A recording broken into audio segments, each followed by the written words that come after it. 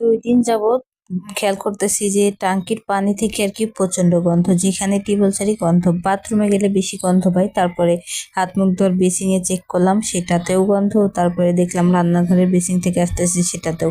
তারপরে খাচ্ছি, কাজ করতেছি, এখন আর কি করার। তো আজকে গন্ধ আমি সহ্য করতে না পেরে পাশের রুমে আর কি বেল দিলাম যে ভাবি আপনারা গন্ধ পাচ্ছেন না? তো ওনার মেয়ে বললেন আমি তো বলতে পারবো না, আম্মুকে জিজ্ঞাসা করি। তো ওনার আম্মু বললো যে হ্যাঁ গন্ধ একটু আসতেছে। আমি কইতেছি এই অবস্থায় তো মেডিকেলে ভর্তি হইবে না, অসুস্থ হয়ে পড়বো সবাই, কিছু তো একটা হয়েছে ট্যাঙ্কির মধ্যে, না হলে তো এমন হবে না। তো যাই হোক, বাড়িওয়ালাকে ফোন দেওয়ার পরে সে বলছে যে গতকাল বিকালে আসবে, মানে আজ 3 দিন যেমন গন্ধ পাচ্ছি, সে আরও একদিন পরে আসবে। তো আর কি করার, ভাড়াটিয়ারা সবাই মিলে আর কি ওনার ঠিক করে যে লোক নিয়ে এসে ট্যাঙ্কিটা পরিষ্কার করাই। তো ট্যাঙ্কি পরিষ্কার করাইতে গিয়ে দেখে যে একটা পেঁচা মরে পড়ে আছে, আজ কয়দিন যাবৎ মরে আছে, কেউ আসলে বলতে পারে না। তো কি একটা বাজে অভিজ্ঞতা। তো এক ভাবি আবার হচ্ছে রোজা রাখছে, সে তো খুব অসুস্থ হয়ে পড়ছে।